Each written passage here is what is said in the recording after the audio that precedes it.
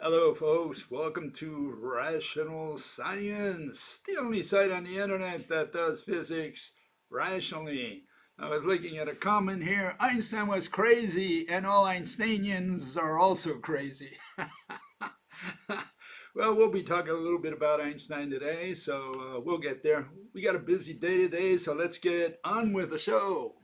Here I'm going to start with diets, which we left off kind of the last two times. We still don't get a good answer from people because they're confusing the issue. And this is what I presented, okay? Went like this. Uh, um, Humans evolved over time, right? And if we take them back maybe 2 million, 3 million years ago, we were some kind of, or our ancestor was some kind of monkey, you could say, some proto hominid. Okay. Over time, we evolved and we invented spears, or we discovered that this was a good tool. And I'm saying we use those tools to hunt animals, okay, and to defend ourselves. For most of that time, around the time of Homo erectus, all the way to modern man, primarily through those 2 million years, we were hunters more than gatherers. I think above 90% of our food was meat, and then lately we've switched over to veggies. Which was maybe anywhere from 10,000 to 20,000 years ago when we became more gatherers and later on farmers.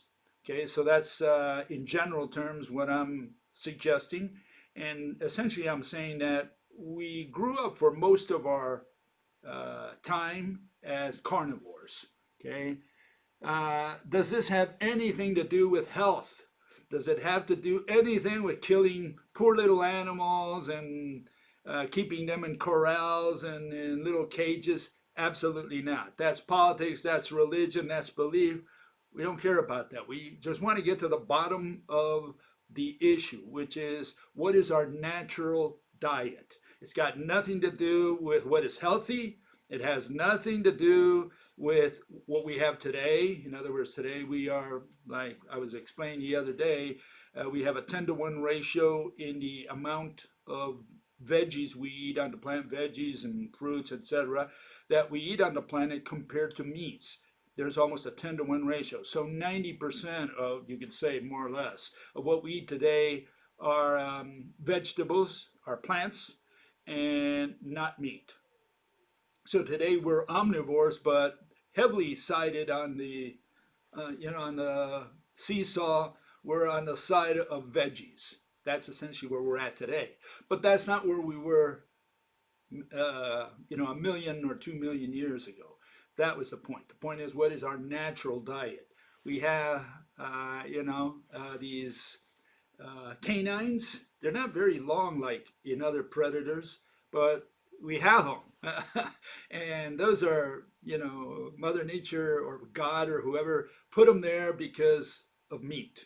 Okay, that's why we have those there. So we are definitely meat eaters. The question is, what were we throughout most of our evolution? And I would say that at least in the last 2 million years, we were primarily meat eaters, and then at the end we switched over to veggies. So we have pretty much been omnivores through all this time, and we are still omnivores. But the point is, what is our natural diet? And I'm suggesting we originated more towards meat than towards veggies. Okay, that's simply our evolution. It's got nothing to do with what you like, whether it's healthy, whether you like killing animals. None of that has any bearing on the question. Okay, and so what does one person ask? He says, we are apes, and apes eat mostly plants with some meat. We humans should normally eat 60% plant, 40% meat. Again, we don't care about the shoulds. Okay, it's not a question of shoulds. Okay, it's a question of what is our natural diet? That's the question we're trying to answer. Another fellow says, if you can explain science in simple words, the mechanism by which diseases manifest in humans. This has nothing to do with diseases. The question is, what is our natural diet? How can we get people to understand the question? So the fellow continues, says, why do humans that are eating omnivore, carnivore diets develop cancers, diabetes, etc., etc.? Well, it's got nothing to do with disease. We don't care if it's good for you or bad for you, whether it's eating meat is good, whether eating meat is bad, or veggies or whatever. It's got nothing to do with your opinion. We have doctors on one side and people also, laymen, who vouch for meats and others who don't. That's all we have. Those are all essentially opinions. Okay, and irrelevant anyways, because we don't care what's good for you. We don't care what is healthy. Okay, that's not the question. The question is, what is our natural diet? What have we eaten in the last 2 million, 3 million years? And the answer, I think, is primarily meat. We were carnivores, we were meat eaters. We were killers of animals. We wouldn't be here if we did not kill animals throughout the Paleolithic. Okay, that's the point. Okay, and again, what diet is right? Unless you can do that, then fighting over what diet is right is fruitless. Yeah, it's not a question of what diet is right. We don't care about what's right or wrong. Those are opinions, and these people, what they do, essentially, they're into politics. Okay, they're into religion. They want to shove down your throat some propaganda about some type of food, and we don't care about that. We care. This is a science site. We just trying to get down to the questions to see if we can answer some of these basic questions. Okay. So yeah, this is what I propose again, and I'm saying that for the last 2 million, maybe 3 million years, we were primarily meat eaters. We switched lately, and I think it's in great measure because it's more efficient to feed people with grains primarily and other veggies. I don't think you can feed 8 billion people with meat, because you would have to have more cows, fish, birds, whatever, than humans to do that. And you would have to feed them. So it's not practical anymore to be hunters, kill, or, if you have corrals, if you keep livestock, etc. There's no way you can feed the world with that anymore. Okay, so yeah, if anything, it's an economic and a question issue, or a question of efficiency. Okay, just for your information, here you have teeth of T-Rex versus the teeth of Triceratops. And I think you can tell there what each one ate just by looking at their teeth. So teeth are a good way of showing, or trying to get to the bottom of the question: what is our natural diet? What do our teeth look like? And I was looking at the Homo erectus, and I was hoping to find bigger canines, and that wasn't the case. Homo erectus had pretty much the same mouth. In other words, the teeth size was more or less like ours. The canines do not stick out like snake or whatever. And in fact, here you can see some of these skeletons here. There's a dog, it's got a big canines. Snake, even bigger, right? Shark doesn't have really canines, but all these sharp teeth and pointed inwards so that they can, take a chunk and rip it off you. And then you have the cow. Well, no danger there. You can see that you're not going to die because the cow eats you. If anything, the bull will horn you, but you won't die because of a bite from a cow. It could happen, I guess, but that's not their primary defense. That's a predator's attack or whatever. And here you have two other animals, the gorilla and chimp. Turns out the gorilla is primarily, or almost, I would say 90%, a herbivore, eats some termites and other bugs, but in general does not eat meat, but they can eat meat, okay? In comparison to like the chimp there, the chimp does eat meat. In fact, chimps cannibalize other chimps and eat them. They kill them and eat them, and that's not typical among the bigger apes like the gorillas. But again, the question is, were they originally meat eaters? Did they switch over to veggies? this is something for you to investigate. If you want to if you want to get to the bottom of what is the natural diet of some of these animals. And if it's veggies, why does he have, these big fangs, right? So again, food for thought. It's stuff that you should be looking at if you're interested in the subject. Okay, let's move on to another issue, related issue, and that's that I presented this the other day. This is a map that I put in my book, Neanderthal book, and essentially shows that Homo erectus, about maybe anywhere between a million years, almost 2 million years ago, to about 300,000 years ago, roamed the planet. And my argument is that they came out of Africa. It's an out of Africa theory or assumption. And they ended up in merry old England about at least 800,000 years ago. We have footprints and some flint tools here, etc.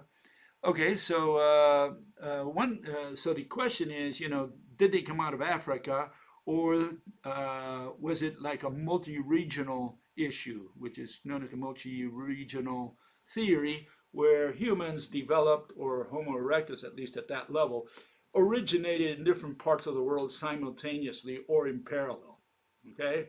And which is true. Did humans, or our ancestors, right, originate in Africa or in several places at once? And one fellow says the following. He says, a species will have the highest diversity in the region which it originates. Africa had the highest genetic diversity of all human populations. Americans have the lowest. This means that we originated in Africa. Okay, so this is what this fellow found out there, or this is what he subscribes to.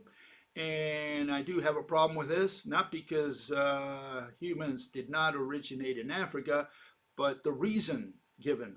And it's got to do with this, another comment by another fellow, which is the out of Africa, the molecular clock issue. He says, it seems that the whole out of Africa stems out of the molecular clock method of dating. First of all, I'll say absolutely not. That's not where it originates. That is another theory, okay, called the molecular clock, to which I personally do not subscribe. Okay, but it assumes that mutation rate is constant across species. Well, it has already been shown many times that it is not the case. The multi-regional hypothesis instead is based on the fossil record. And that's the one I subscribe to. Okay, I say that it has to do with fossil record primarily. And no, that's not what the multi-regional hypothesis leads to. The fossil record leads to the out of Africa. And I want to make a point of that. Leads to the out of Africa hypothesis, not to the multi-regional. Okay, and I'll provide a little bit of an example today. Okay, but there's a third alternative. Okay, stemming from this understanding of the feasibility or viability of the molecular clock, where ancient humans would have come out of Asia. Discovered by a Chinese scientist. Now that's a little bit nationalistic, right? Notably, the idea that genetic diversity is a sign of recent evolution in low selectivity and or heavy in pathogens, while low genetic diversity a sign of evolution under harsh selective pressures, favoring, right, more specific genes. Okay, so what's the issue? The issue is that the Chinese, and I wrote about this in my book as well, the Neanderthal book, Chinese want to claim that humans originated in China. Okay, there's a lot of nationalism behind that theory. Okay, Communist Party is also pushing for that theory. Imagine if they could prove to the world that humans originated in China, right? And as of today, and again, because of the finds, the sites that we have out there, there is no evidence for that theory. Okay, or for that assumption. You're just going to take it as an assumption. This is what I put in my book, okay, for you to see. And it's these are the Chinese finds as of the date that I wrote the book. I think it was 2015, 16, something like that. And you can see there the sites in China. And at the erectus level, okay, which goes from anywhere from 1.9 to maybe 800,000 years ago. That's primarily the range for erectus. After that, we have a Heidelberg type creature. And again, these lines are very abstract, very opinionated. It's just to give a sense of that there's been a change from one type of human or humanoid or hominid from one type to another. Okay, and the oldest ones that you'll find in China, and you got to qualify this quite a bit, okay, but are the ones that Nihewan and the Shi Hudu, okay? Those are the oldest ones that we found in China. The dates have shifted quite a bit, okay? That's one issue, different opinions. Then the question whether any of the stone tools found, especially the oldest ones, are natural or whether they're man-made, that was another issue. And we haven't really found many bones. In fact, I think none at all. It's just tools that they found. And again, the tools and the stones, according to some, were just natural stones and have nothing at all to do with man-made stones. The closest you can probably get is maybe around a million years ago, and that's the Gongwangling, the Lanshan, which is around 800,000 years ago, which is about the switch over from Erectus to Heidelberg. That's about the age of the really the documented, verified, right? That we have a something there, you know, a skeleton, a head. Now, China has not excavated as much as Africa, so you know you have to take that into consideration. The question is, as of today, there is no evidence that Erectus was in China any time before 800,000 years ago. There are some very debatable evidence that's out there. They're still excavating. We have to wait for more results. But if you compare that against Africa, which is 1.9 million years ago, and even before that, you got 2.3 million years ago, you have Homo habilis, right? Which is the first creature that is making tools, standing up and making tools. I doubt very much you're going to find any habilis anywhere in China. But again, maybe it's too early to make that call. My suggestion is that humans did originate in Africa and began to roam the planet from there. Some went as far as China and Indonesia. You've got couple, at least not several, but a couple of sites that were excavated where they found, you know, a skull. And you'll find a lot more in Africa.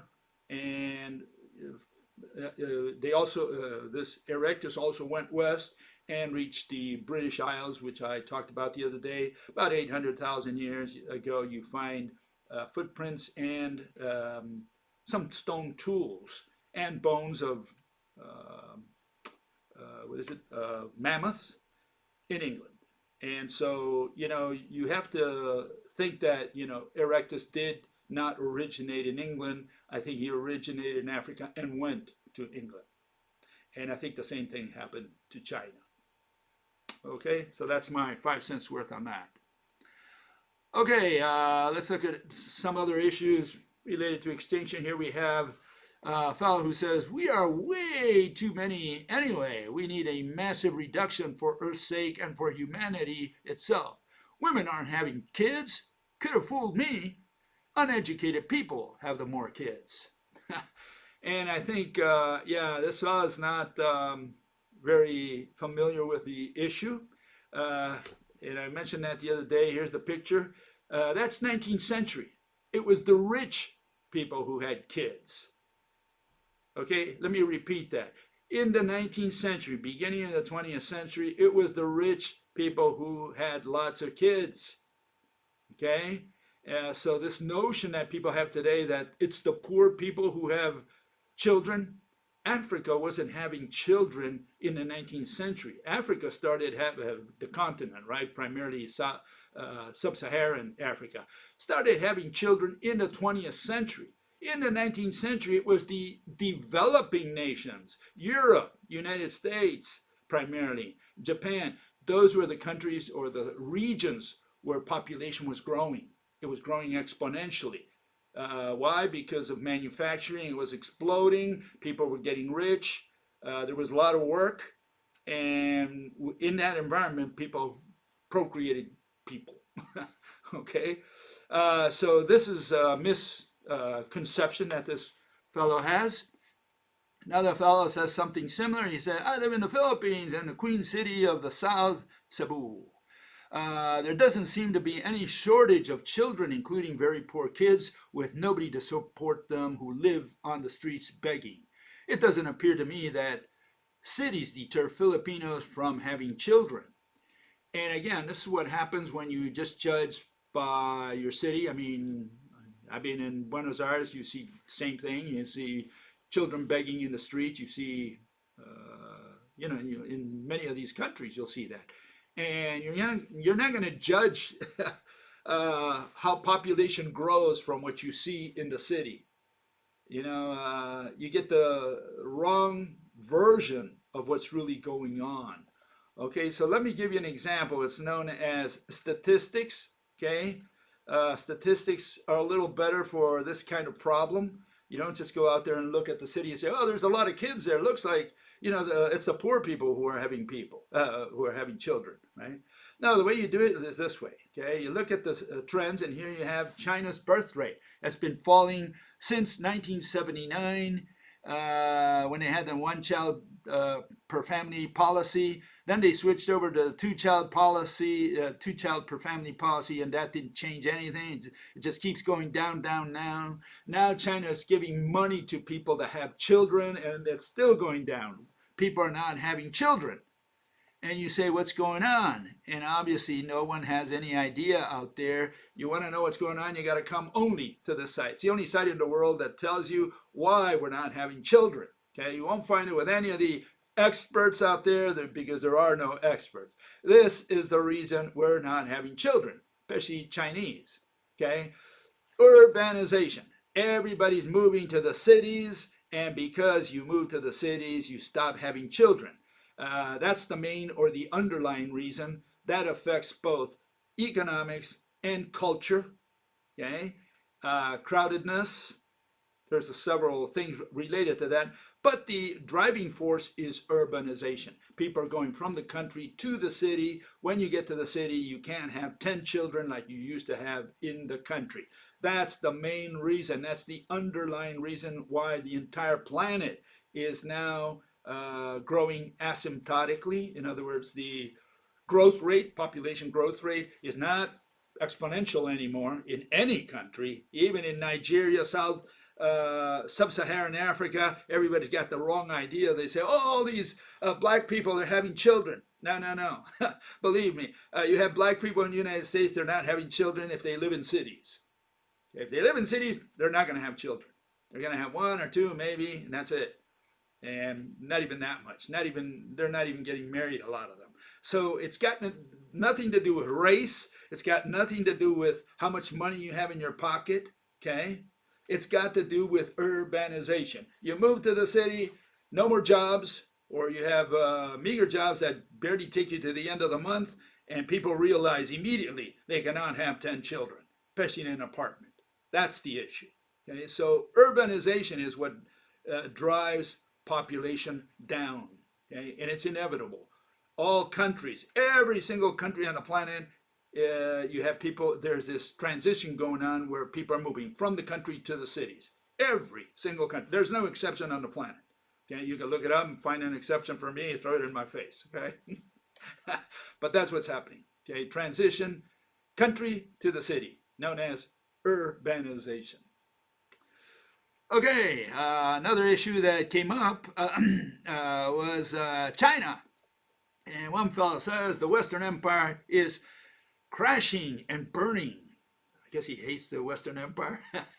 America became the financial capital of the world after Second World War. Okay, China will secure that title after the third. Well, I don't know about this guy's crystal ball. I disagree with him. I think the Third World War is very likely to come unless the global economy collapses before then. But I think part of that collapse will be a world war. So I think they're going to come kind of simultaneously. After World War III or after the collapse of the global economy, whichever comes first, or if they come simultaneously, there will not be a world after that. Okay, or like I think it was Einstein who says, I don't know how the third world war will be fought, but the fourth one will be fought with sticks and stones. There will be nothing left after that. Okay, we'll be throwing stones at each other, whoever's left. Okay, so no, after a third world war, it's over for all of us. Okay, we will not restart the race, partly because our genetic diversity is gone. So even if there's a pocket of humans that survives, they will not reproduce the population of Earth like Adam and Eve. That's gone. So those people who think that somehow we're going to restart the race again and grow and for another million years, well, they don't have the slightest clue. Okay. Okay, so let's see. Here we have another fellow, and I think he said, China isn't a service economy. Laugh out loud. Yeah, China is a service economy. Okay, he's laughing at his own ignorance because I showed that the other day, but let me show it one more time. China is now a service economy. Okay, this is labor, and you can see what's happening just with labor. Labor has been growing since at least 2011 on this chart. You can see how agriculture industry is dying down. What's growing is services. So services is now what, 48% according to this, and there's only 29% of labor in blue-collar jobs, manufacturing. Agriculture is another 22%. Okay, that's according to this chart. But let's look at GDP. Okay, that's important too, or probably more important. Okay, this is 2013. Primary industry agriculture, 10%. Manufacturing, blue-collar workers, 44%. Tertiary, the service sector, 46%. For the first time around 2014, 2013, services overpassed or surpassed manufacturing.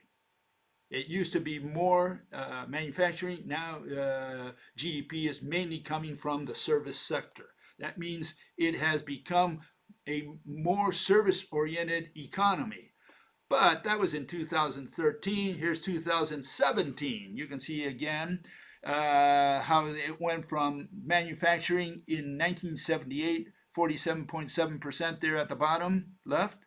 And now you can see that tertiary, which was 24%, went up to 51%, while manufacturing dropped to 40%. So 51%, more than 58% of the Chinese economy is now coming out of services and not out of industry. Okay, you can see what's happening. And that trend's continuing. Here you see how that service economy in China is divided. Okay, transport and storage and post, hotel and catering, real estate, wholesale and retail, financial intermediation, and then you have the others. So that's how it's divided. That's what's growing. Specifically, what is growing is probably that other, which is internet services. What's growing on the planet is internet, and internet is what I call unemployment. It's a leisure and entertainment economy. It's a rich man's economy.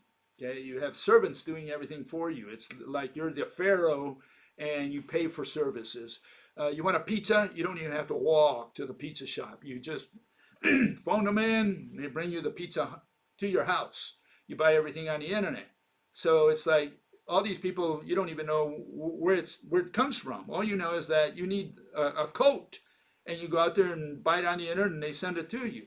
So you don't know who made it, where it came from, you don't care. You just look at do your shopping on the internet. Even the malls are dying. Nobody's going out there anymore. So yeah, internet is unemployment. It's a rich man's economy. It's a leisure and entertainment economy, and we cannot survive on leisure and entertainment. And that is what is growing in every country in the world, especially the advanced nations. So there is no future whatsoever. Once they fill all the entertainment and leisure quota, anyone who comes next, well, he'll have a hard time breaking into that monopoly, into that guild, right? Yeah, he who hits first hits twice. That's the way it works. And these people are hitting twice. Whoever gets those services first, those are the companies that will grow. Anyone who comes later, he'll just be a consumer, not a producer. Okay, someone asked me about Chat GPT. Not exactly about that, but he asked the question to the Chat GPT to see what kind of answer he got. And so he had a little debate, a little discussion with with a robot, okay? And it was about the word exist. Okay, and so he says the definition of exist as an object with location and physical presence is an objective definition. That's what the bot told him.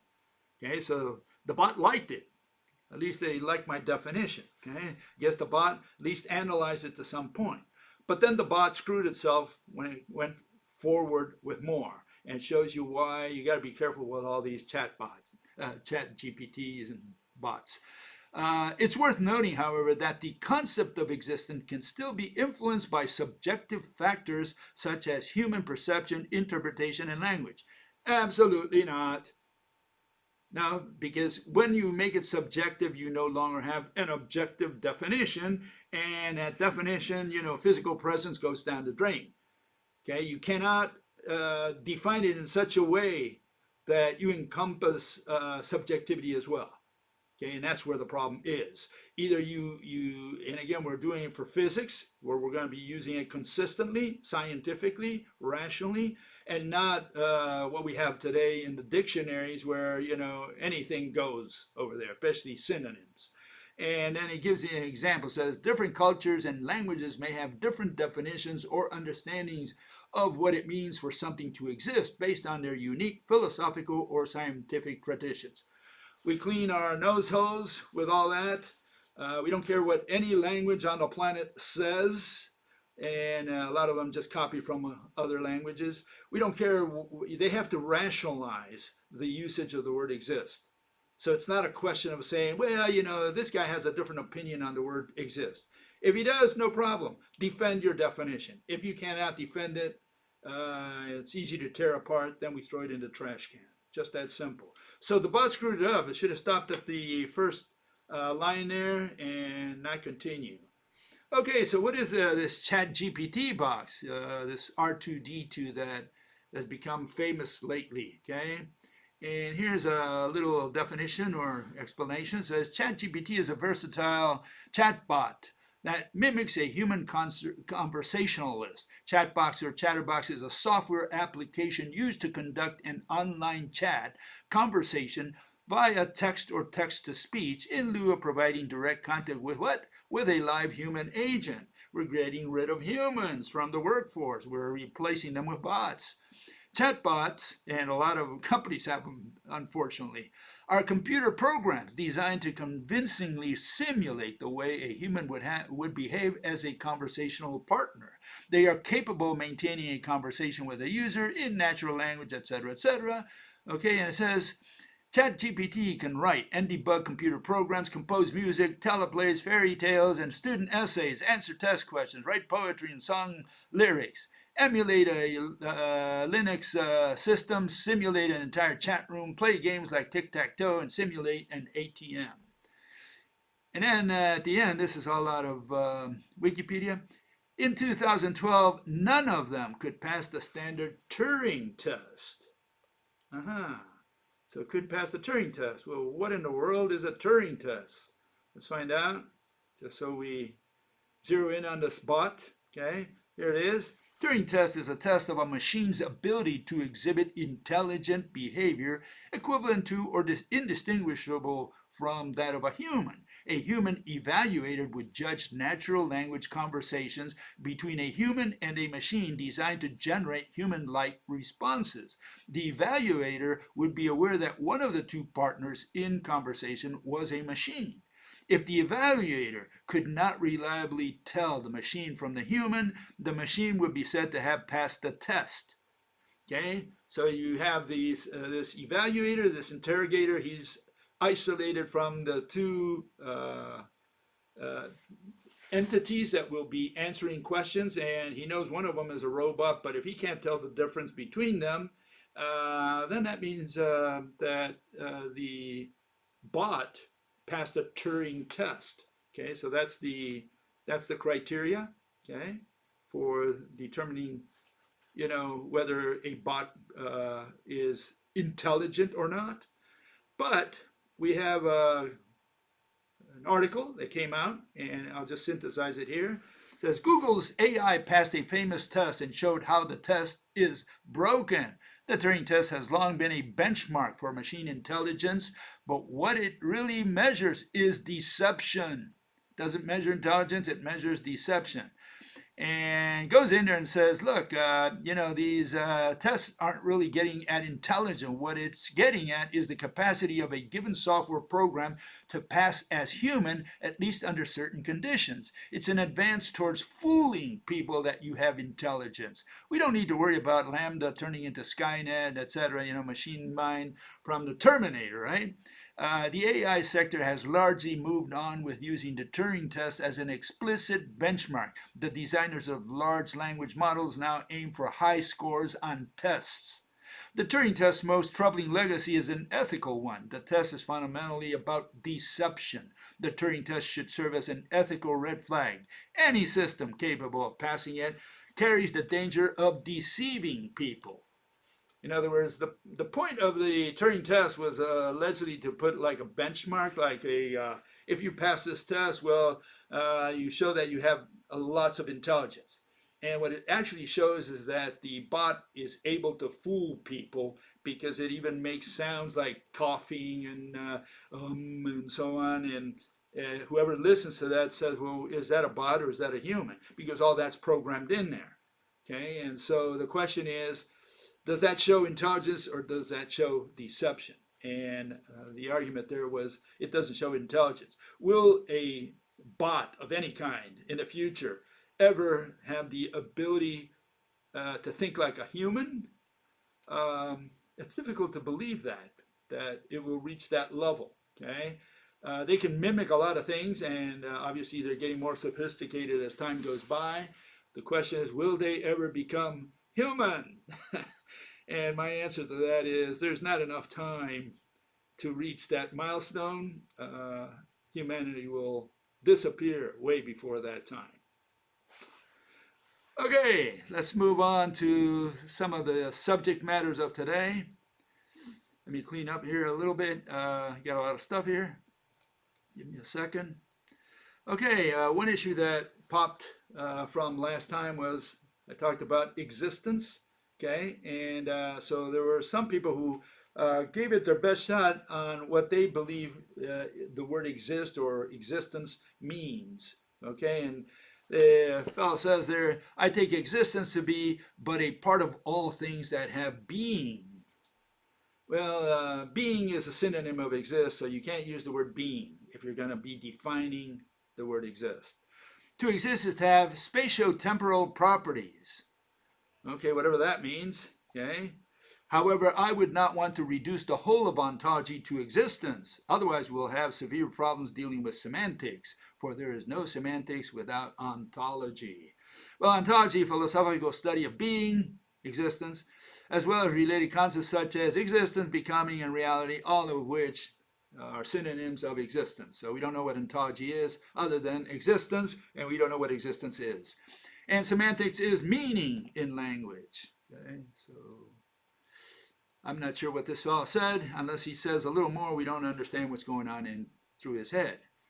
And here's another fellow. He says an object exists if it interacts with another object. So the question is, here we have an asteroid just flying through space. Until it hits the moon, it doesn't exist. It has to interact with the moon for it to become uh, not only an object, but for it to exist. So no, interaction does not define existence. Exist is a static concept. Interaction is a dynamic concept. Interact is a verb. Okay? A property exists if sentience can observe an object with that property.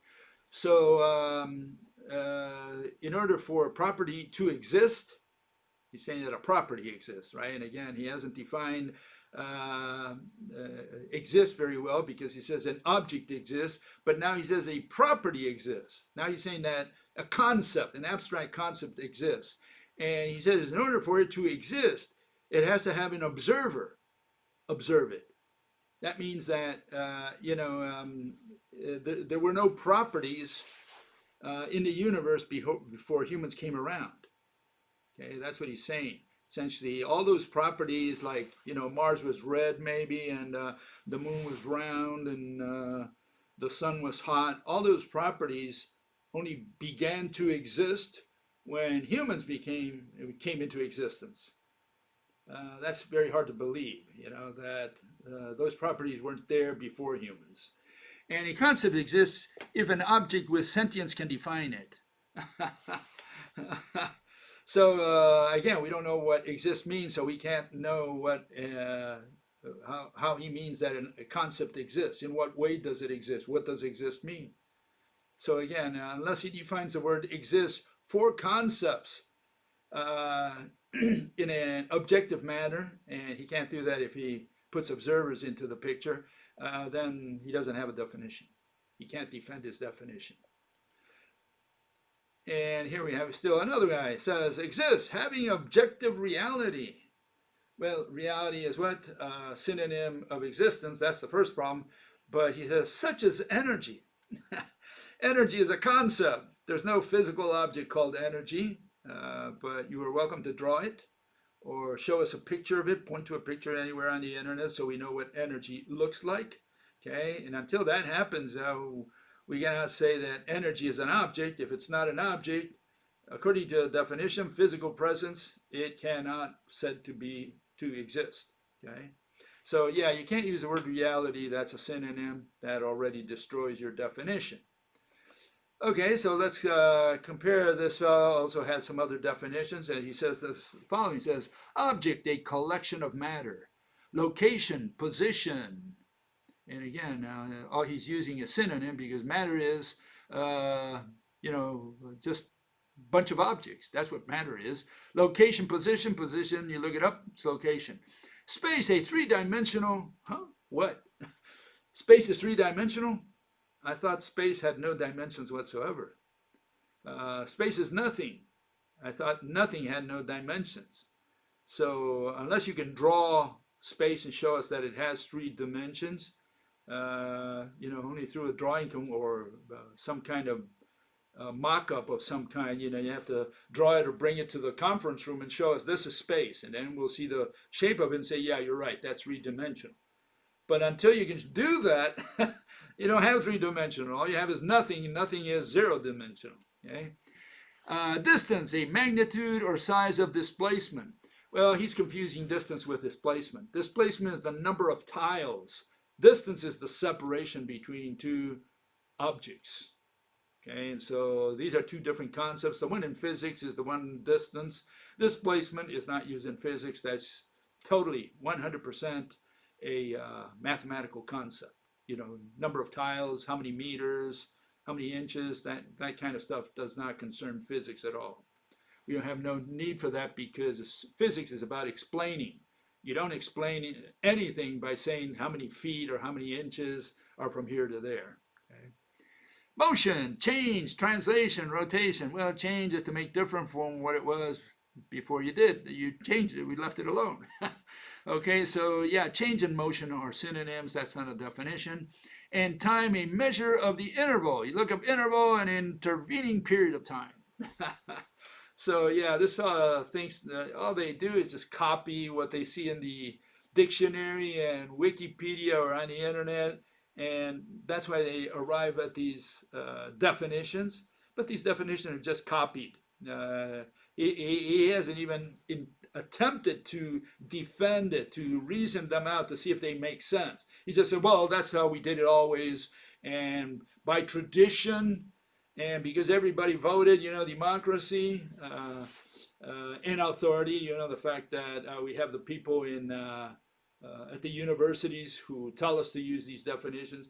So he's going with democracy, authority, and what is it? And the fact that in democracy, whatever. The point is, you can't use those. Tradition was the other one. You can't use any of those as arguments. You have to defend the definition. Okay, and unless you can defend the definition, your definition is no good. That's simple. Okay, so here let's compare what this fellow said to ours. The first problem with what this fellow said is that he's got them in the wrong order. He starts with exist, then works with object, then location, then space, then distance, and eventually ends up with motion. That's not the way it's done in science, okay, especially in physics. The way it works is you have to have a certain order to these words. You have to define what an object, something, is first, okay? And then from there you have to work your way to distance, location, exist, motion, and concept, okay? That's the way it works in science. Now, this fellow says, exists having objective reality such as energy. Reality exists, so he's using a synonym. Object, an identifiable collection of matter. You look up matter, and it's many objects. That's what matter is. So again, that definition is circular. Okay. Location, position, a conceptual axis. Position is a place where something is located. So location and position are synonyms. And just in case, place is also a synonym of position. So all these are synonyms. You can't use synonyms to define. A synonym is a circular definition. Space is a three-dimensional continuum. What's a continuum? A continuous extent. A set of elements such that between any two of them there is a third element. What's an extent? The space to which a thing extends. Something extended as a space. So yeah, all he's done is run around in circles. Why? Because he doesn't look up these words. He doesn't understand that you can't use synonyms and you can't run around in circles. You got to look up each one of those words and find out what it means. And if continuum goes back to space, then you get a circular argument. Okay, so you can't use a word that already contains the word you're trying to define. Distance, the magnitude or size of displacement. Again, displacement is not distance. And motion, change, etc., and change is motion. Now, the way we define these things in science is seen on the right. Something, that which has shape. Nothing, that which doesn't have shape. That's what the synonym is space. Okay, so space is that which doesn't have shape. An object is that which does. Distance, separation between two objects. Location is the set of distances to all other objects. Exist, physical presence, meaning an object that has location. Something with location. Motion, two or more locations of an object, right?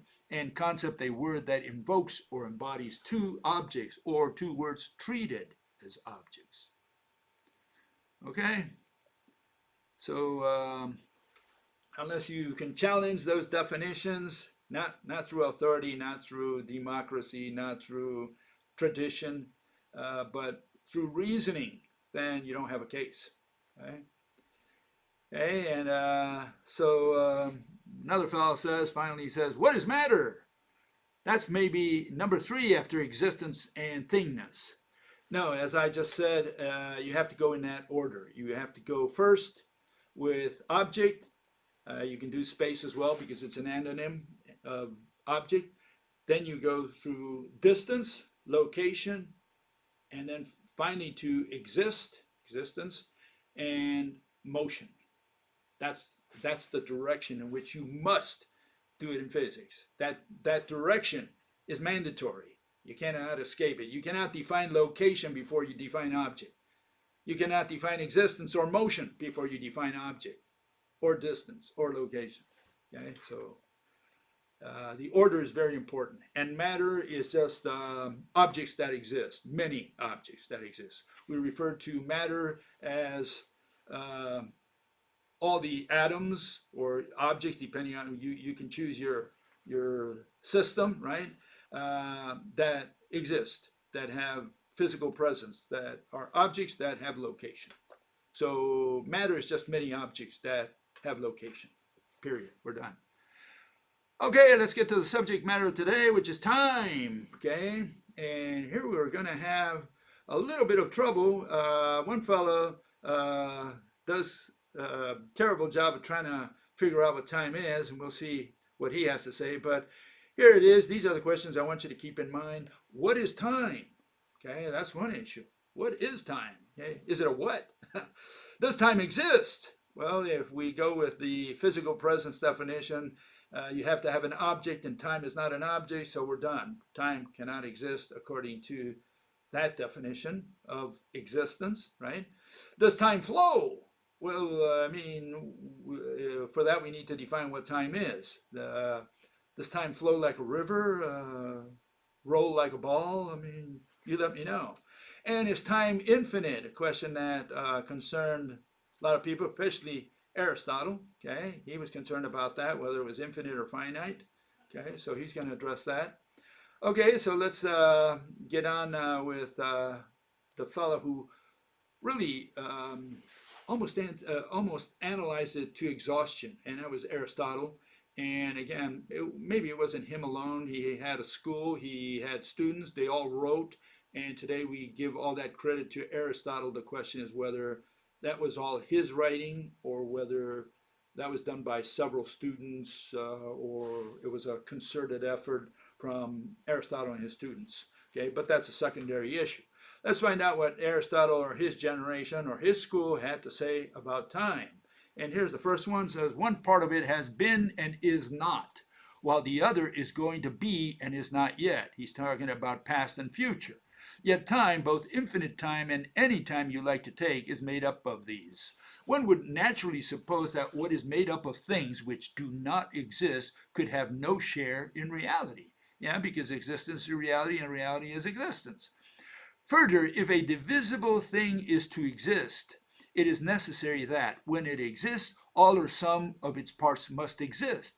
But of time, some parts have been, while others have to be, and no part of it is though it is divisible. In other words, he's saying, the past doesn't exist, the future has never happened, so neither one of those exists. What's left? Well, what's left is the now, the present. For what is now is not a part. A part is a measure of the whole, which must be made up of parts. Okay, time, on the other hand, is not held to be made up of nows. Okay, so let's see if we understand what he's saying, how he's presenting the problem. He's saying the past doesn't exist, the future has not happened, so it doesn't exist, and the present is the now, but time is not made up of nows. Okay, partly because the now has to be made up of parts itself. Okay, so this is how he starts his discussion. This is good old Ari, about 350 years before Christ. Okay, and he continues in his reasoning. All this is from Physics, his book 4, right? Time is most usually supposed to be motion and a kind of change. But he says, the change or movement of each thing is only in the thing which changes, but time is present equally everywhere and with all things. So it's not part of the thing itself, he's saying. And then he says, change is always faster or slower, whereas time is not. For fast and slow are defined by time. Fast is what moves much in a short time, slow what moves little in a long time. But time is not defined by time, by being either a certain amount or a certain kind of it. Clearly then, it is not movement. Okay, you see what he's saying here? He's saying, time can go faster, motion can go faster or slower, but time always ticks at the same rate. So he says, time is related somehow to motion, but time is not motion. There's a difference. Okay, that's his reasoning. And in a way, he's right. So he's doing okay to a certain degree. Okay. Then he finally ends the following. He says, neither does time exist without change. For when the state of our minds does not change at all, we do not realize that time has elapsed. Okay. And so, yeah, in other words, if you're thinking, right, if you're uh, thinking about the same thing constantly, time is still flowing, he's saying. Even though you can say that your thought has not changed, it's always in the same subject. Maybe you're the same image, maybe you're thinking of a chair, but time is flowing every second that you're thinking of that. So that's his first point. He says, evidently, time is not independent of movement and change. Time is neither movement nor independent of movement. Time is either movement or something that belongs to movement. Since it is not movement, it must be the other. In other words, he says time is what belongs to movement, some property of movement. Time is just this number of motion in respect to before and after. Time is not movement, but only movement insofar as it admits of enumeration. Okay? The question is, what is he referring to here? I mean, it makes you kind of wonder whether he's got a handle on this issue. Okay? Give me a second here, because I want to show you something here. This is what he had in mind. Okay? He's saying, even if you're thinking the same thing all the time, in this case, he's thinking about a girl apparently, and you show the same distance to everything in the room, okay, time is still flowing, it's still ticking. So what Ari was really doing is identifying time with a number line. He's saying time is a number line, but he's talking about enumeration of movement. He's giving a number to movement, even though there is no movement in a sense that he has the same distance to everything in the room. He used the analogy of a boat, being you inside the boat have the same distance to everything inside the boat, but you're moving perhaps with respect to the coast. Okay, the ship could be moving with respect to the coast. And so he's saying you have the same distance to everything in the room, but time is still flowing. Okay, so he identified it really with a number line. That was his notion. And here he says is a proof of this is we discriminate the more or the less by number, but more or less movement by time. Time then is a kind of number. Okay? Time is not motion, but the number or measure of motion. Okay? Yeah, but he just didn't understand what he was saying. Because if you're going to do a measure of motion, you are moving as well. So we have two motions. We have the motion of the thing you're measuring plus your act of measuring, which is another motion. We're comparing two motions. Okay, keep that in mind. That's what he didn't figure out. Okay, next guy to really tackle the subject of time was St. Augustine. And I like it because in his confessions, I mean, he was from the days of clepsydras, the drop of water, the Chinese torture, until, you fill the bucket, then that's 15 minutes or 1 hour or whatever, however big your clepsydra is, right? And St. Augustine said the following, said, for what is time? Who can readily and briefly explain this? It was beyond his capability of understanding what time is. Who can even in thought comprehend it so as to utter a word about it? Well, a fellow's name is Bill Gates. I can do that. I have no problem answering that question. But he said famously, right, he says, if no one asks me, I know. He knows what time is. If I wish to explain it to one that asketh, I know not. So he wasn't able to define the word for someone else. He just has an intuitive notion of what time is. He says, well, we all know what time is, which is what Newton later would say. It's like, we know what time is, so there's no need to explain or define it. But if you ask him to define it, if you ask him to explain it, that's where he dies. He says, well, I can't explain, I can't define it. Great.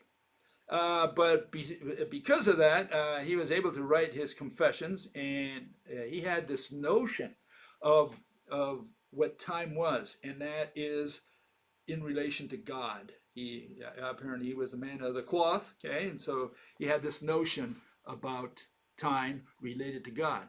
He says it is consciousness which differentiates between what has happened, is happening, and will happen. And he says it this way. He says, "It is in you, my mind, that I measure periods of time." So he's saying it's something inside my head, consciousness. That's where time comes in. Okay? And so that's a little bit tricky because now he's going to relate that to God. And he says, what did God do before he created the universe? And I'm sure a lot of people had asked him that. He had to find an answer to that. And this is how he reasoned this answer. Okay, he says, God is not material, not a thing. God is spirit. So says the Bible, right? The Spirit of God went over the waters, right? God doesn't move. That's a new one.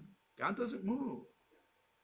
I don't know how God cannot move, but if he's spirit, which is a concept, then we can understand that. And you say, yeah, if God is a spirit, if God is some kind of abstraction, then we cannot imagine a concept moving.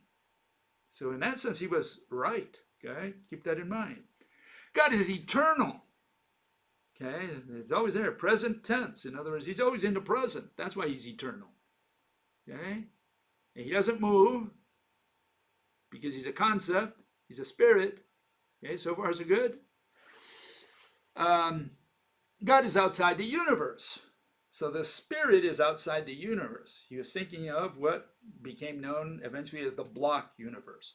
The universe is there. And not only the universe, the entire history of the universe is there. From beginning to end, from Big Bang to Big Crunch. Okay? The whole works. It's all there in front of God. God doesn't move. God is a spirit. Okay? God is not an object, not a thing. Okay? But the universe he created. How did he create it? I guess without movement. I don't know. But God is miraculous, I guess. He creates this universe. Okay? It's in front of him. That's the block universe. And obviously, God then knows what's going to happen in the future and the past. That's how, he can relate to all that because he sees it all there in front of him. But time is part of the universe, not of God. It's not outside the universe.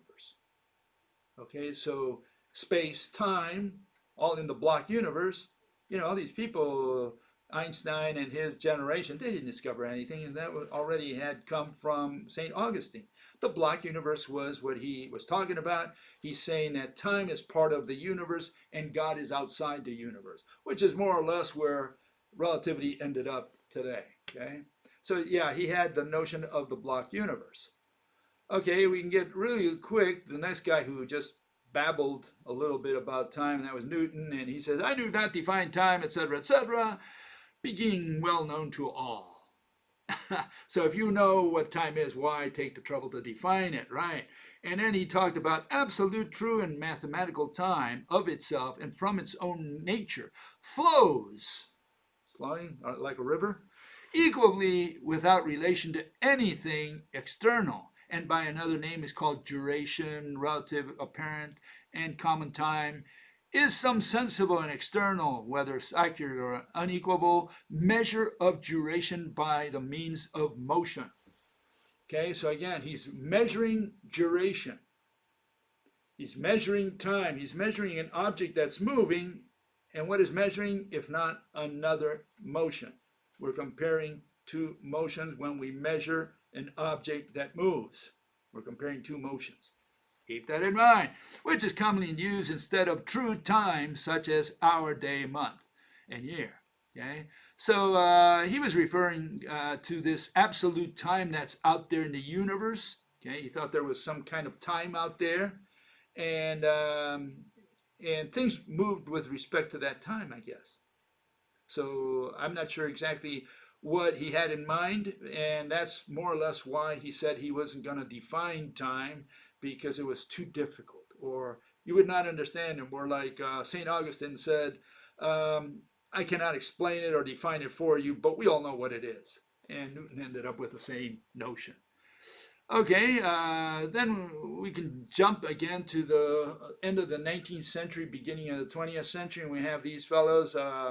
We have Heaviside and Fitzgerald and Lawrence, and they came up with this notion that time is relative, not absolute, as Newton thought.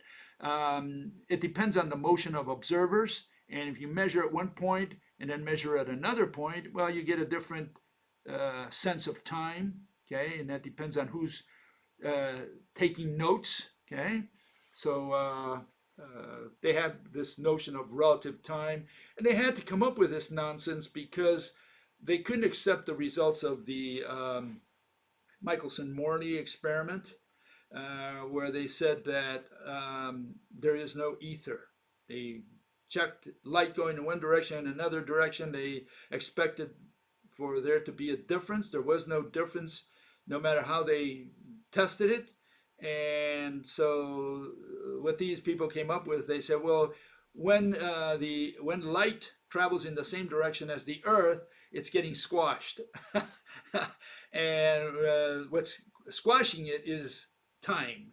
In other words, the time is shortened, and they started playing around with this relative time. Depends on, if you're going perpendicular or parallel to the motion of the Earth.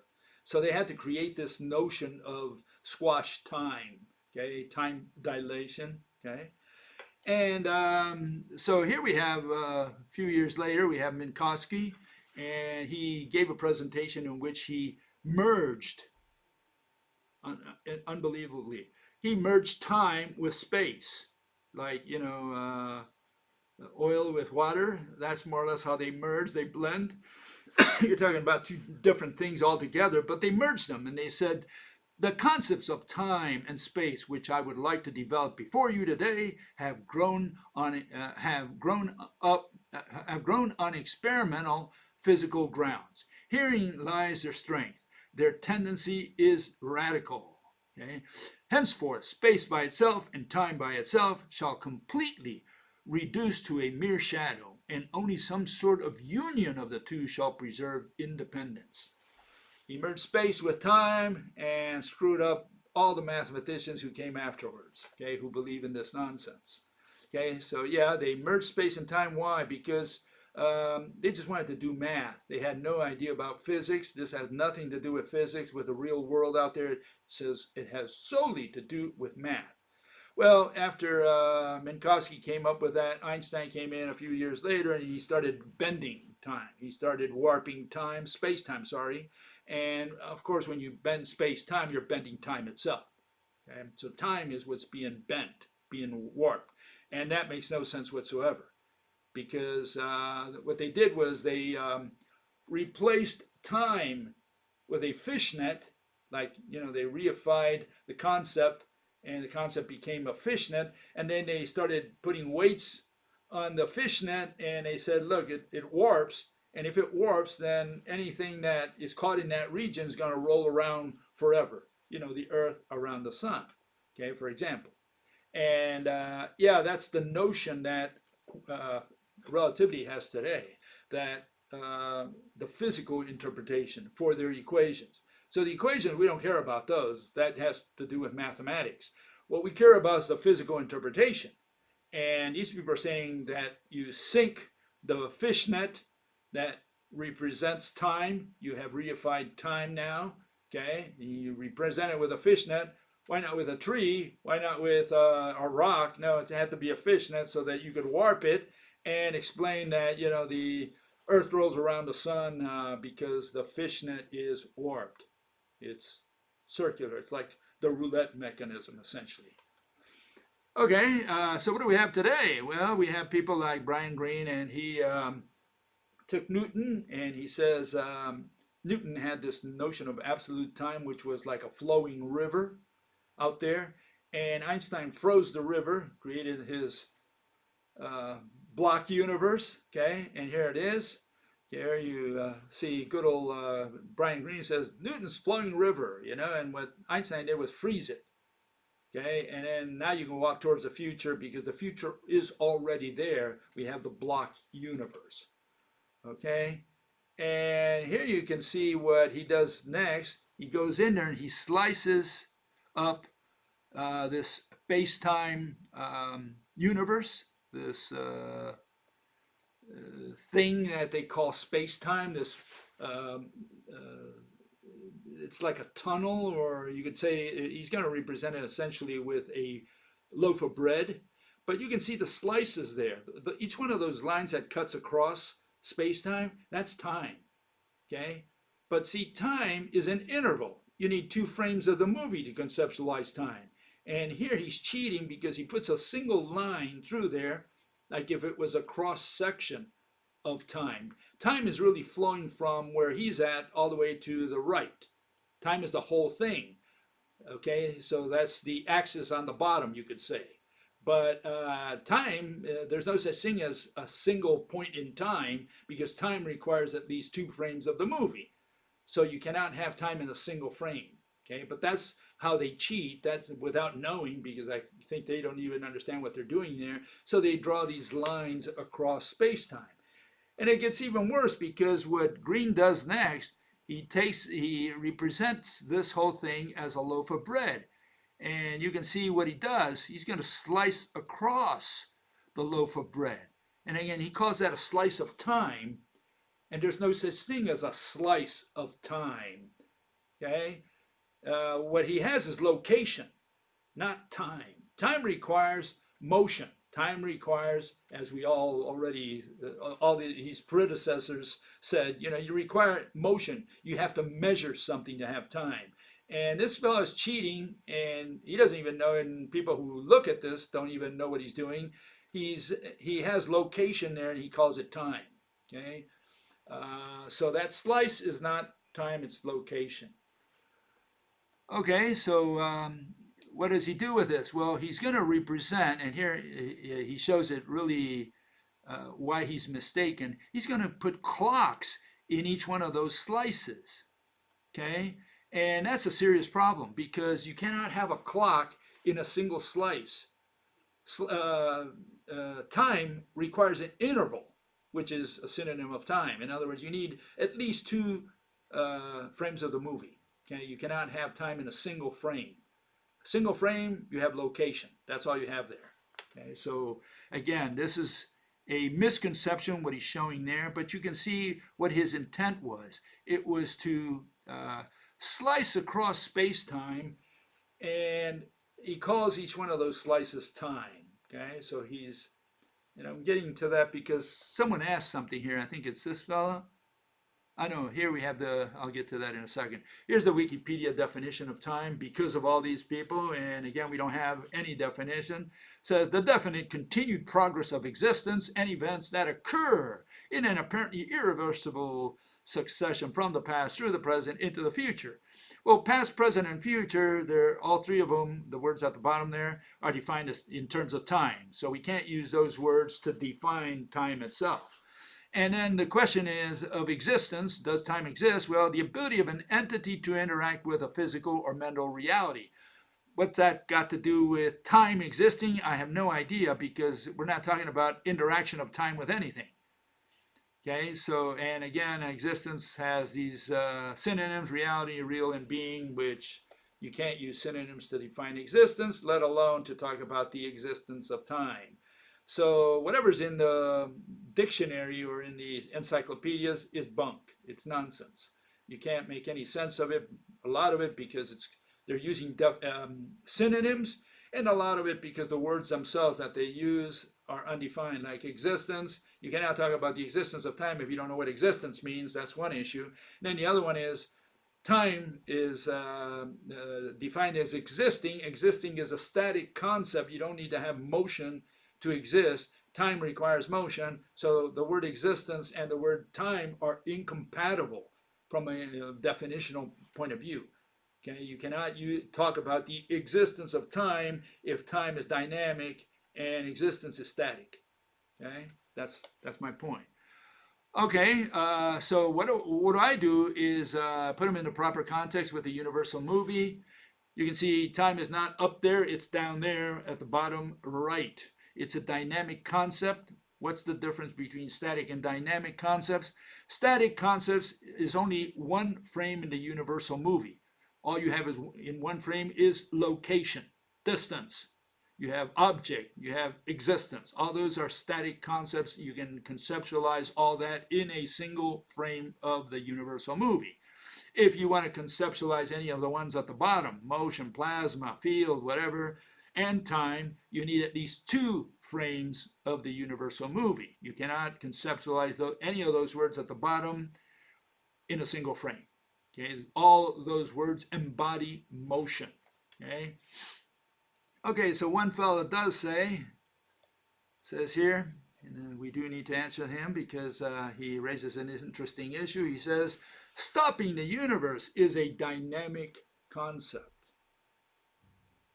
So here we have time at the bottom, and he says, well, but you're stopping the universe. That's dynamic. Well, we're not stopping the universe. Okay, so let's make sure we understand that. We're looking at a single frame of motion. Okay, remember that's a motion picture. That's what they would call moving pictures. And we're looking at a single frame. In that frame, we only have location. It's like what Brian Greene tried to do a minute ago, where he sliced across space-time, you know, the motion of the universe. He's got location, not time. He's got a single frame, cross-section of time, cross-section of motion. That's only location. You don't have time in a cross-section of time. You need an interval. You need at least two frames in a movie to conceptualize time. So no, we're not stopping the universe. We're looking at a single frame, and conceptually it's like slicing across motion, and all you end up with is location. Okay, it's not like we're stopping the universe and saying, oh, we stopped from this motion that was happening. No, that's not what we're doing. We're cutting across the movie and slicing a single frame. We're taking a snapshot, God's camera. We're taking a snapshot of the movie and looking at the snapshot. In that frame, okay, in that frame, there's no motion. It's not like we're saying, oh, but that came from motion. That came before it. No, that's not what we're saying. We're saying that frame, when you look at any picture in your house, just any picture that you want, that a snapshot that you took, there's no motion in there, hopefully, unless you drank 10 beers, okay? In that picture, there's no motion. And that's what we're saying. We're looking at only distance. We're only looking at location. Was there motion before you took the picture? Of course, irrelevant. In the picture, there's no motion. Okay? So no, we're not talking about stopping the universe. We're talking about location. Okay? And so do not, a single frame of the film. So please do not confuse those. Okay, so what is time? Okay, so here we have a little definition that you can take home and, you know, sink your teeth into this. The Earth travels at 30 kilometers in 1 second around the sun. 1 second motion of the hand on the clock, right, is equal to 30 kilometers motion of the Earth around the sun. So for every tick of 1 second on your clock, the Earth moved 30 kilometers. And if you multiply that times a big amount, I can't remember, I think it's like 48,000 seconds or whatever. If you look at that, then you'll find, or 48 million seconds, I think it is, whatever. The point is, when you look at that, that gives you the value of a year, okay, in mathematical terms. So what you're doing from a qualitative point of view, every time you look at a second, if you look at a second, you're saying, what is a second? Well, a second is a comparison of that tick mark, the motion of that tick mark from A to B, what we call 1 second on the clock. And in that same time, the Earth went around the sun 30 kilometers. So you're comparing two motions, the motion of the Earth versus the motion of the hand from A to B for that 1 second tick mark, okay? And so time is what? A comparison of two motions. That's what all these people always said, but they never were able to define it. St. Augustine, thank you. You don't have to thank me, but there it is. It's a comparison of two motions. Time requires memory. You must remember the original starting point of whatever you're measuring, okay?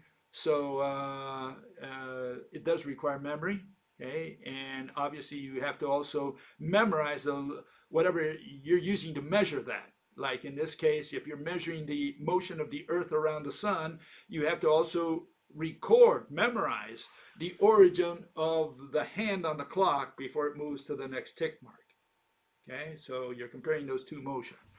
Time originated when consciousness evolved. Time requires memory. Yes, there was no time before life originated on Earth. We're not the only animal on Earth that has a sense of time. I argue that animals such as maybe lions, for example, uh, they see the wildebeest, they go on their yearly tour, on their migrations, and when they come back, around where the lions are, because they want water or whatever, or because of just tradition for whatever, the lions are waiting. They know it's time. It's that time of the year again, when the deer come back, or the buffalo come back, or whoever, the zebras. They know that it's coming, and they expect it. So they have a clock, more like a calendar. They have a notion of time. They also have a notion of time when they believe that they can catch an animal. They do not start running. They do not start, galloping after an animal unless they already have a sense of whether they can catch it. Okay, so even then, sometimes they fail. But the point is, that's how close it gets. Okay, they really run after an animal they want to kill only when it's close enough that they already have a notion of their own speed and the speed of that animal. So they have a notion of time. You can say, stopwatch. They say, okay, he's 3 seconds away. I'll run now. That's more or less the notion of time they have. So they have a rudimentary notion of time, and I'm sure other animals have similar notions. We have a very sophisticated notion of time, but time began with consciousness. Without consciousness, all we had was a pinball machine out there, an automatic pinball machine. Asteroids went around, moons went around, things collided, supernovas exploded, etc. All that was happening. But there was no consciousness to evaluate comparisons. You needed comparisons, and you needed to memorize the original point in order to make the comparisons. Okay, because now the asteroid is at a new location, but unless you memorize its early location and compared it against something, whatever measuring device you have, unless you made that comparison and you remember the original location, you do not have time. You will only have time when you have a starting point and ending point, and the measuring device also has a starting point and ending point. You're comparing two motions. Okay? Okay, we have our science critic, and he thinks that mathematics, predictions, involve explanations, and that is absolutely not true.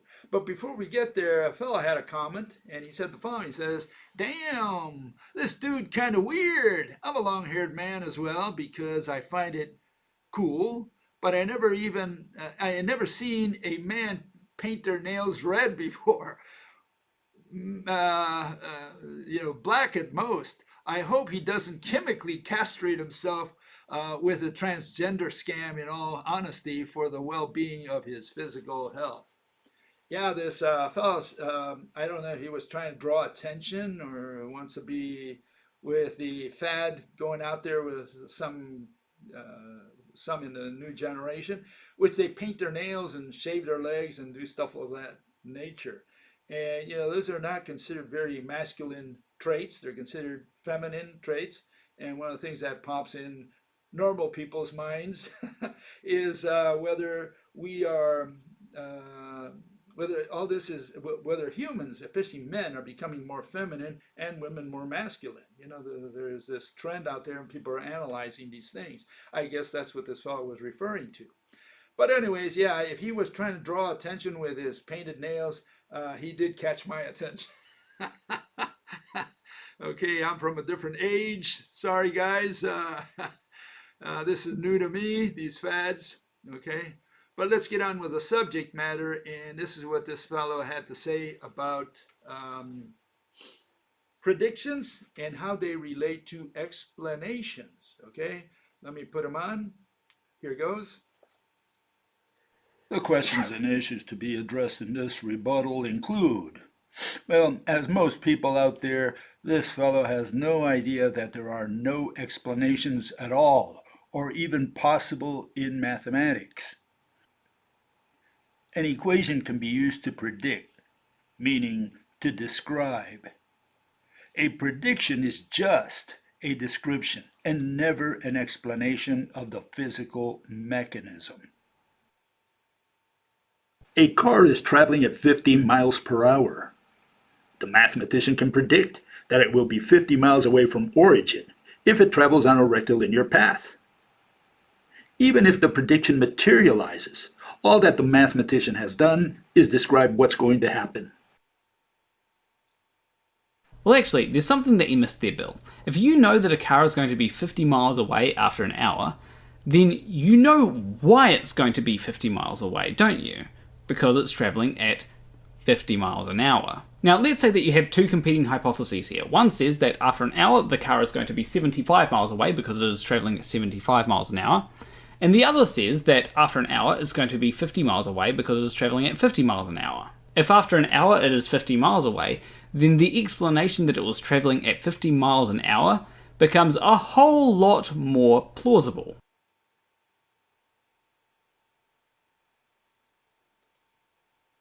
Okay, so looks like it's an open and shut case. He's saying he was able to explain why the car is 50 miles away because it was traveling 50 miles per hour, 50 miles away after 1 hour because it was traveling at 50 miles per hour. Sounds like he's right, doesn't it? Well, what he doesn't understand is that all he's done is reword the description. A mechanism is what is missing. He's not telling us the physical cause, the mechanism of how the car got over there. That's an explanation. So all he did was reword, he rephrased his description in saying the reason why, description, the car is 50 miles away from its starting point after 1 hour is because it was traveling at 50 miles per hour. That's the notion of ordinary speech. That's the notion of explanation of mathematics, of the religion of mathematics. It has nothing to do with explanations or with physics, okay, with science. Okay, so let's look at that. Okay, that's not an explanation. Okay, here we have it. Prediction is a description always, never an explanation. If you can explain why something happened, you're no longer predicting. Now you're drawing on your experience. Now you're talking about the past. Okay? Explanation is always about the past. Prediction is always about the future. Okay? So you cannot predict the past and you cannot explain the future. Okay? If you can explain the future, you're not explaining the future. You're explaining what you already know, what you already have experience with, what you've already tested or whatever. You have already experience with the explanation. That's why you can explain. Okay, here you have what these words mean so that we can put them in the right context. Description, just a listing of attributes of an object. That's what description is, and nothing but for the purposes of physics. A description is typically effected with adjectives. Okay, you say the table is red, it's high, it's heavy, it's made out of metal. What you're doing is describing. Okay, we describe objects. We like to use the word narrative or narration for dynamic concepts with behaviors. Okay, and again, we're not talking about an explanation. We're just talking about the facts, ma'am, just the facts. Okay, we're just saying this is what happened. Okay, it's usually a chronological account of a phenomenon. You could call it description, right, of an event. Okay, so you can continue using the word description if you want, but the point is we would prefer to use description for listing of attributes of an object and narrative or narration for how an object moved. Okay, what happened. Okay, Narrative mostly invokes adverbs and and verbs, obviously, right? An equation is just a description. Okay, so all equations of math are just descriptions. They're narratives in that sense. How something happened. Speed, time, weight, displacement, force, energy, etc. Okay, that's what you're doing with a narrative. And usually it's chronologically. What is an explanation? Something totally different than narrative or description. It's identifying the causes and mechanisms underlying a phenomenon. Do we need numbers? No. Do we need to describe anything? No. Do we need to know the speed or the weight or how much energy something had? No. We don't need any of that to explain the cause or explain a mechanism. Okay, so those words belong, such as weight, time, etc. All those belong to mathematics. Okay, so just make sure you understand the difference between these words. Once we have defined these words, now we can use them consistently to counteract what this fellow said. He said that the fact that it's traveling 50 miles per hour explains. No, it doesn't explain. All you did was describe the same thing in different words and use the word explain in an irrational manner. And again, you have to define the word explanation, explain, and differentiate it from description so that we know what you're talking about when you talk about describe and we talk about explain. And again, we're saying that predictions are only descriptions. That's all it is. When you describe that there's going to be a for example, eclipse tomorrow, all you did was describe. You haven't explained why yet. You just said tomorrow at 5 o'clock in the afternoon there's going to be an eclipse. And if it happens, fine. Your prediction came true. All you did was describe so far. You haven't explained why it was going to happen. Why it was going to happen at 5 o'clock. Now, if you can explain why, now you're drawing on the past. You're drawing on experience. That's the only reason you can explain why. And you no longer are talking about a prediction. You're not talking about the future anymore. Okay, and here we have, give me a second here. Here we have good old Einstein, and he said that time is warped. And so people say, well, that's an explanation. Well, is it an explanation? What we have here is warped time. What he's done is replace time with a fishnet. He reified the word time. He puts a fishnet. He could have put a fish there. He could have put a tree, a rock, a house. Instead, he puts a fishnet. Okay, so why a fishnet? In what way is a fishnet related to the word time? So he puts this fishnet. We don't know what the black stuff that gives contrast to the fishnet is. He hasn't identified that. And he says that the reason, this is the physical interpretation of relativity today, that the reason the Earth doesn't fly out of the solar system is because time is warped. That's not an explanation. That's a description turned around like this fellow did with the 50 kilometers. What we have here really is that time is considered to bend, as they say, or warp. What they're really saying is that time goes slower or faster at different levels of gravity. In other words, if you take a clock out into space, it travels, the clock ticks at a different rate than it does here on Earth. The word warped has nothing to do with that event, with that phenomenon. So they put this word warped, which is a word that belongs to physics, which belongs to the fishnet, but has nothing at all to do with time. And so what they're using is they're using words of physics to talk about a word of mathematics, which is time. And they say, look, the clocks run slower or the clocks run faster. Well, how does that prevent the Earth from flying out of the solar system? And again, the warped canvas there, the warped fishnet, it has no analogy whatsoever with time. So they don't have a physical interpretation. They don't have an explanation. And this fellow buys that as an explanation. He says, well, they explained it because the reason the Earth doesn't fly out of the solar system is time is warped. And the reason that the car ended up 50 miles away from its origin after 1 hour is because, why? Because the car was traveling at 50 miles per hour.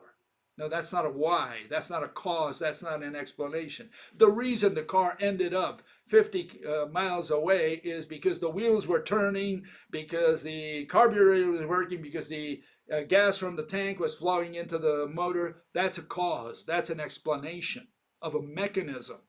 That's what we're looking for. So when these people use mathematics and they talk about why, meaning explanation, they're rephrasing a description in terms of physics. They're converting a description into an explanation.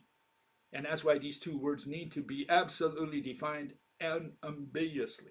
Okay. Okay. We only had I only have one comment other than the ones that I've already covered today in each one of the groups there. And it's this fellow, he says, picture of a thought, and goes into details. That's all I can understand from his videos. He asked me to look at two of his videos, and I looked at them, and again, he's got a subject matter that doesn't interest me at all. You're picking on the wrong guy, fella. I'm sorry.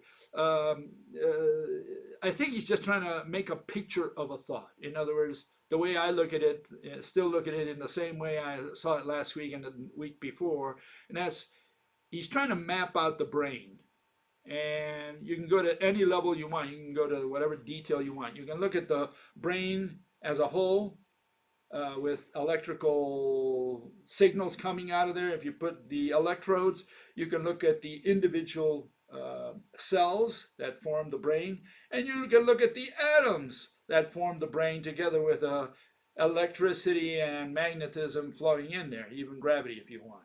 So you can look at all, it depends on what amount of detail you want. And I think what he's trying to get to is a picture of the brain and identify that picture at whatever level there that I just discussed,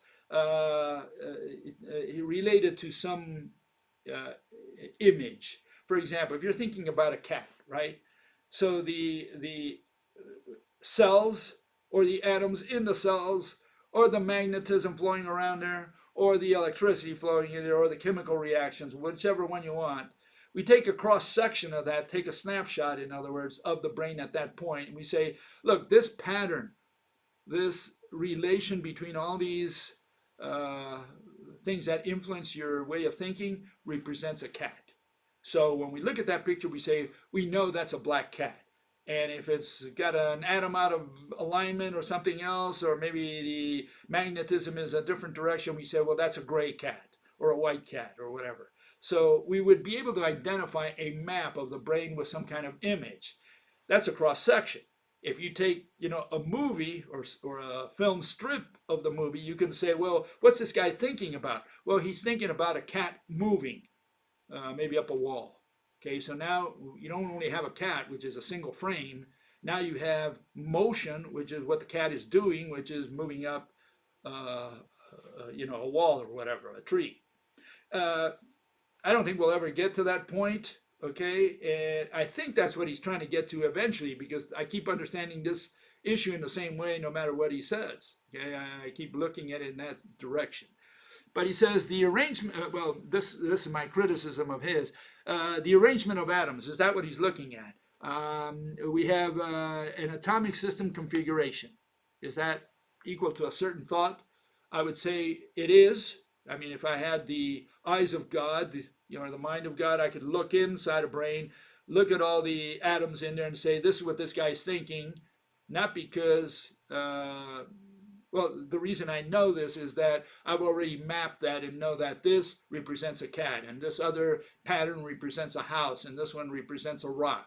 And then if you look at a film strip, you could say, well, this guy's thinking about a girl moving, from A to B, because that's what this film strip, all these arrangements of atoms moving through time, right, so to speak, that's what it represents. I think he's trying to map the brain and somehow get thought out of there. And he does give an example of a Japanese who allegedly did something along those lines where they, I guess, put the electrodes and say, well, they get an idea of what this guy's thinking about, you know. How much of that we can really pinpoint? We can get a ballpark figure, maybe, you know, the fact that they do put the electrodes on people and get an idea what the guy is thinking about because the guy later on maybe tells them. Or maybe they put the electrodes in the guy's head and they make him think of love. It could be sex. Maybe the guy's got to watch a girl or a sexual scene, so they know he's thinking about sex, and they ask him to think about sex. They put the electrodes, and they get a general pattern of the electricity coming out of his brain, and the magnetism, and they say, okay, this guy, every time he gets these thoughts, we get this pattern, and that represents the sex that he's watching. It's something along those lines. How much we can really figure that out in any detail, I don't know. Is that part of physics? Yeah, you could say the physical part is if there is a pattern that you can map out and somehow relate it to a thought, yeah, I guess you could do that. How much we're going to achieve with that, I doubt very much. I'm not sure we're going to go very far with that. Again, thought is dynamic, and you know, he was talking about schizo, which is a behavior, and that's different than a cat, which is an object. Again, you're talking about film strip versus a cross section of your brain, you know, what you're thinking at a cross section, what the pattern looks like. What does that represent? Does that represent a cat, a house, a rock, etc.? And then he goes into second video, he goes on intention. And there he lost me completely because I'm not interested in intention at all. It's a subject matter that does not concern me. All this, what people think, opinions, philosophy, it doesn't concern me at all. I'm interested only in physics. So maybe you got to go see some other guru for that. Okay, we'll see you next week with us. We're going to go to a tangential subject.